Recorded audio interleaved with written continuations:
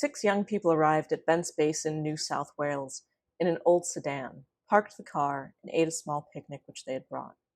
They had come to investigate the unusual reputation of the area, which was well known for paranormal phenomena. They decided to move closer to a nearby lake as dusk fell, and got in the vehicle, went to start the car, and it wouldn't start. It was then that one member of the party noticed a strange object resting on a nearby hill.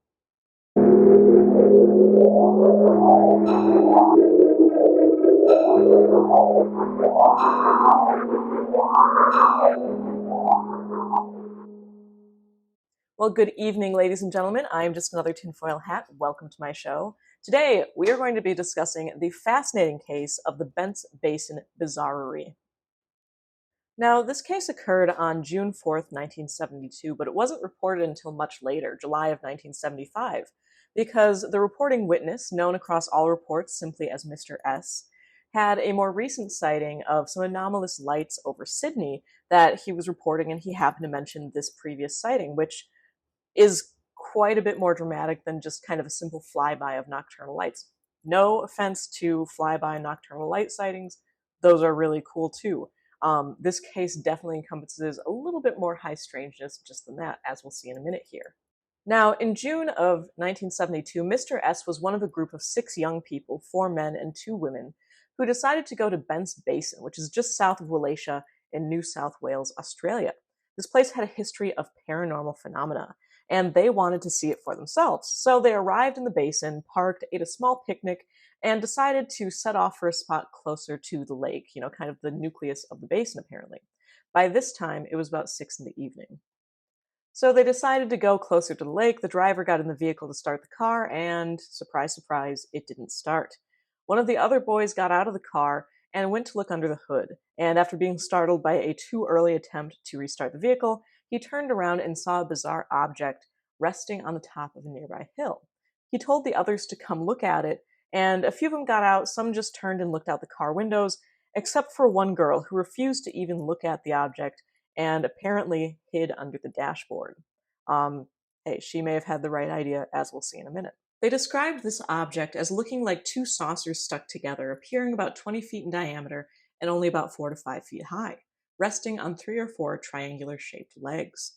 They claimed that the top half was a pink color and the bottom half a blood red, which pulsed from one to the other, kind of alternating, again, this pink and this blood red color. They claimed that the object, while appearing luminous, did not give off light. Now, they said that this pulsing kind of switch of the colors kind of synchronized with a strong hum, which also synchronized with sudden and severe headaches in all of the witnesses, excluding the girl who hid, which, again, all of these different phenomena, the headaches, the lights, and the hum, pulsated in the same rhythm. Finally, they got the car going and fled downhill towards the lake area. They didn't get very far, however, when they heard a thump on the roof of the vehicle, and the engine started on fire. They all jumped out of the vehicle, which rolled unceremoniously towards a bunch of trees. Figuring they had to get out of there somehow, 2 of the boys began walking up the road to find someone that they could hitch a ride with. No sooner did they walk off, did they come running back. The 2 boys claimed that they had heard a strange whining noise, along with a soft, whirling, windy noise, at which point they had seen a huge man-like shadow. By the time they finished describing this, bizarre entity to their friends, Mr. S saw the same silhouette approach from the same vicinity of the bizarre object. Only 3 of the party claimed to see this thing. They said that the creature stood about 8 to 10 feet tall and looked glossy but not shiny. It had a round, helmeted head, broad shoulders, and pointed hands. The legs were not visible through the scrub, but they claimed that the movement of the being looked like it was on rollers or floating rather than walking. By this point, absolutely terrified by this double whammy of the bizarre UFO-like object and this creepy, floating silhouette shadow being, the kids hid in some long grass by the roadside, fearful of what this thing was going to do when it simply vanished. Although the sighting of the weird shadow lasted only about 30 seconds, the gang waited 30 minutes in the brush hiding before they decided to vamoose. They got a ride out of the basin from a guy who said that he too had heard some weird noise. Now, they actually returned later with one of their fathers to try and salvage the car. However, in the short time that they were back in the area, they claimed that a large pair of eyes appeared in the nearby trees.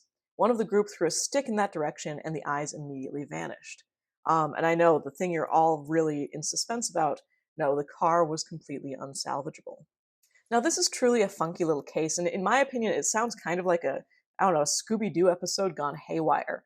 I mean, you have this bunch of kids, and they go and enjoy a picnic in an old sedan at a paranormal location, only to get embroiled in a paranormal occurrence of their very own.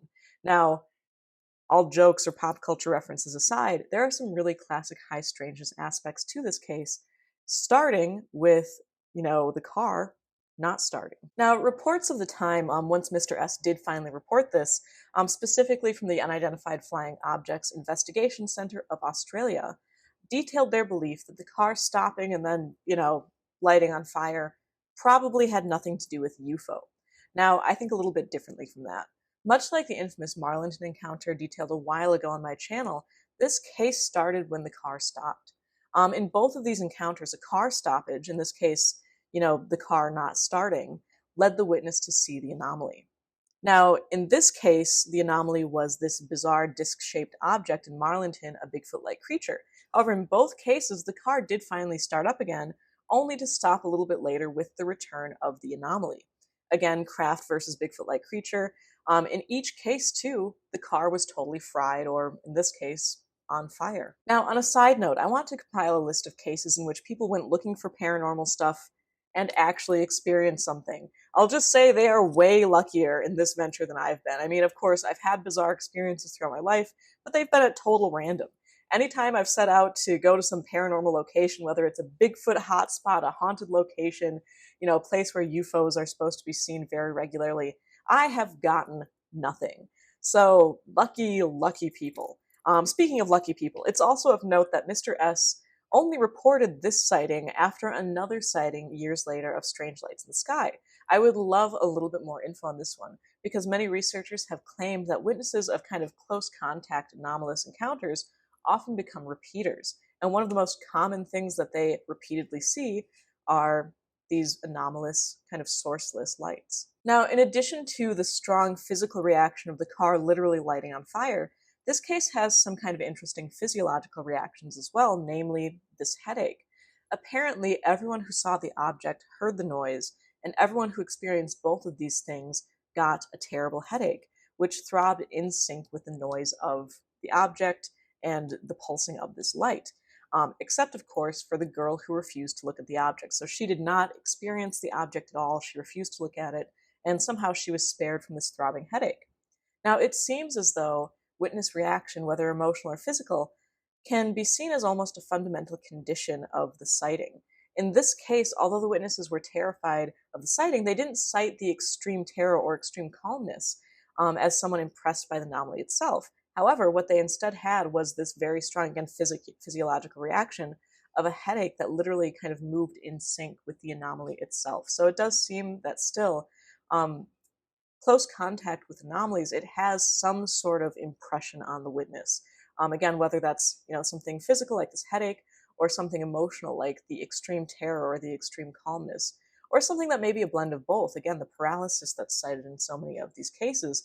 I think that this is more a condition of the sighting itself rather than kind of, a nearly unrelated side effect just to something out of the ordinary. Now, finally, there is kind of the, pièce de résistance, the very dramatic aspect of this encounter, which is this bizarre shadow type thing that was observed by several members of the party, including the reporting witness.